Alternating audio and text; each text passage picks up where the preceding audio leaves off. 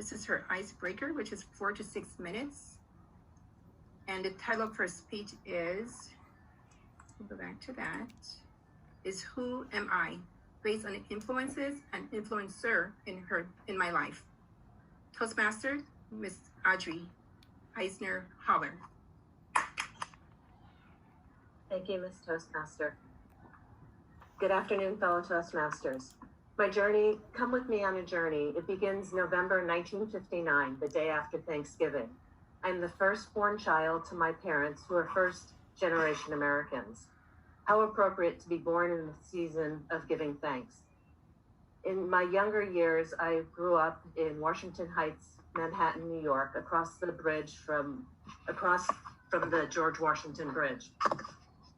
When growing up in Manhattan, we lived at the bottom of a hill, and when there was a great big snowstorm, I have fond memories of sledding down the hill with my brother.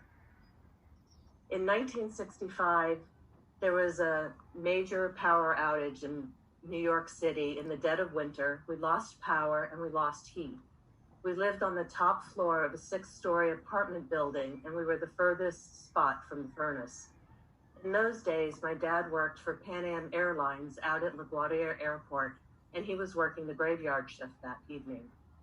So my mother, my brother, and myself got all bundled up, piled into bed under the covers to stay warm and to wait out until the power came back on.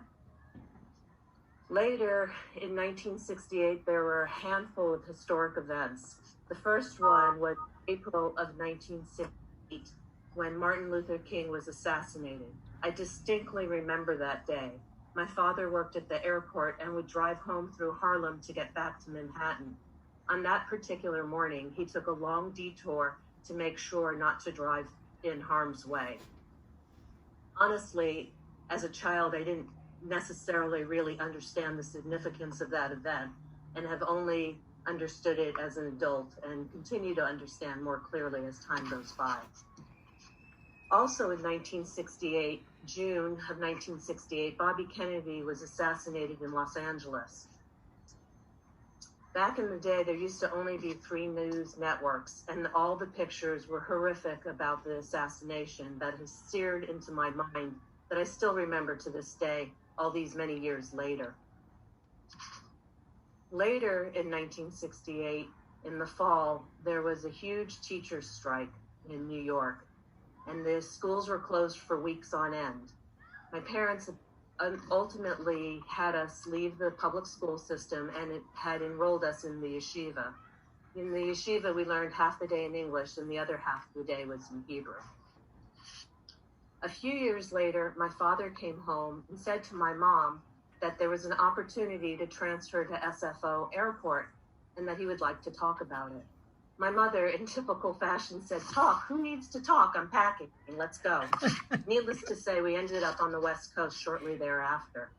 We lived very close to Stanford University, and my father always invited in students to participate as guests with us on our traditional Friday night meals. My dad would bake challah with us. We would do the blessing over the wine, the bread, and the children. And as sunset happened on Friday night, it was the beginning of Shabbos for us. And we observed that by going to shul and spending time with family. As on my father's side of the family, before my grandfather, all the men on that side of the family had been rabbis. And in the old country, they were referred to as rebbes. Eventually, my folks purchased a home in Sunnyvale, California, where I went to high school and started my college career. Growing up, there were 3 things I wanted to be. I wanted to be a rabbi, I wanted to be a commercial pilot, and I wanted to be a fashion designer. As it turns out, I became far more spiritual than religious as time has passed. However, the early influences of being steeped in a religious community created in me an unshakable faith in humanity. I feel extraordinarily blessed that I feel deeply connected, as this guiding internal North Star has served me so well in my life. A couple of years ago, my oldest son says to me, "Mom, I have something to share." And I said, "Oh, that's awesome. I'm going to hear about a first girlfriend."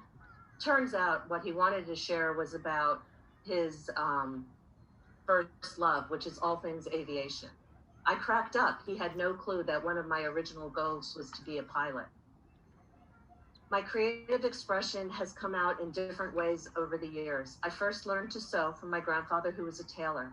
My grandfather taught me how to sew in one afternoon. He taught me all the tips and tricks of the trade. These days, my greatest joy comes from my creative expression in all things beads. As I think about my life so far, I have been exceedingly fortunate to have accomplished many things on my bucket list of 100 items. I've run a marathon, I've participated in multiple century rides. We went to Machu Picchu on a 7-day trek and ended up there on 11/11/11. I've gone on a European vacation with my family and numerous other things, too many to count. When I do a self-assessment, my greatest skills were cultivated by my experiences in my family. I am known to others as generous of heart, spirit, and soul. I am thankful to have been born in the season of Thanksgiving, as my life has been an expression of thanks. Thank you for listening to my icebreaker speech.